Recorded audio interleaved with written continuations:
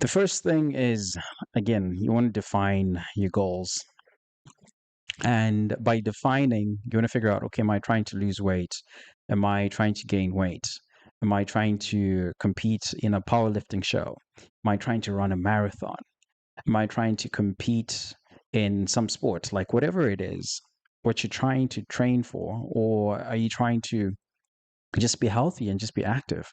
So, depending on your goal, your program, and the expectations that you have to meet for each program will be very different.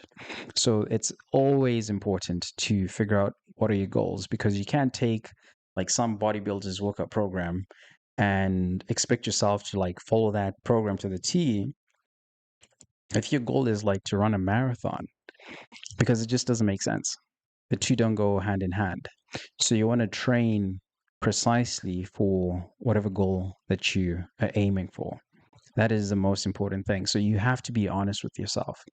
If you say that your goal is to gain weight, but you want to lose weight, it's not going to just, I mean, you want to gain muscle, but lose fat and burn fat at the same time.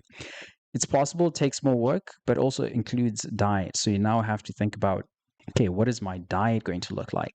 So it's no longer just going to be about the workouts themselves, but you're now thinking about, okay, what is my diet actually looking like for you to be able to achieve that goal?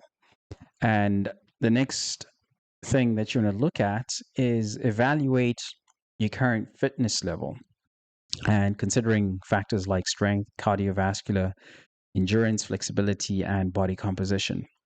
So, this assessment will help you set realistic goals, because you have someone that says, like, okay, I want to look like this bodybuilder or this model, but where they are and where this other person is, they're in two different places. And maybe you're working a full time job, and this other person's job is to look fit because they're modeling, and their body and how they look is their actual full time job. Whereas if you're working a full time job and you're trying to achieve a certain standard, it might be a little bit harder for you.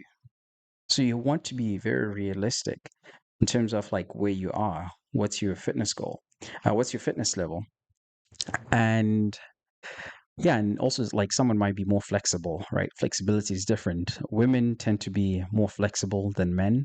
So you want to be very realistic about the your fitness level as well.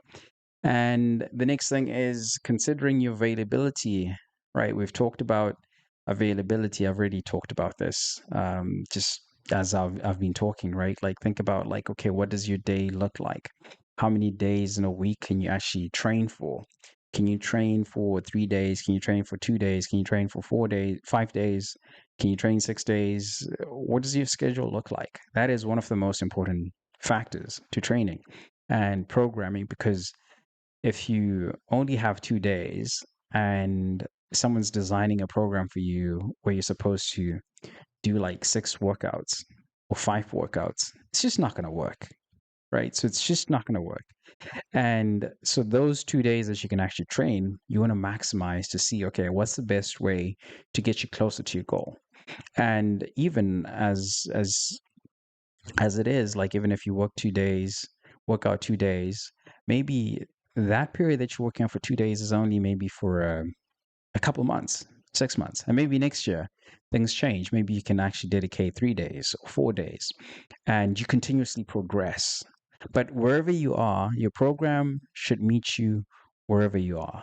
It's not a matter of like having someone set a specific standard for you to say, hey, like, train this amount of times, this number of times in a week, if your schedule and your own lifestyle doesn't allow, like it doesn't make sense. You want to make sure that it aligns. And also, you want to be honest with yourself, because if you're telling someone that, okay, I want to compete in a bodybuilding show, but you also don't have time, you're like, okay, I only have 2 days to work out. If you've already trained, maybe you have experience, you already built some muscle in the past, like you have muscle memory, and maybe you're not looking to be Mr. Olympia, sure, but just be realistic about it and recognize that you're not going to be like Mr. Olympia. You're not competing as Mr. Olympia, or you're not going to be the top competitor in like marathons. right? If you're trying to run a marathon, or if you're trying to compete in high rocks, or anything that you're trying to compete in, because the people who are at the top, who are setting the standards for everything, that is usually their full-time job. So measuring yourself with those athletes, the people that are like training and just like at the top of their game, it's not fair. So you want to be realistic. But you can get there. It's also not saying that you can't get there, but you want to have a program that meets you wherever you are. So your routine, your workout program has to meet you wherever you are.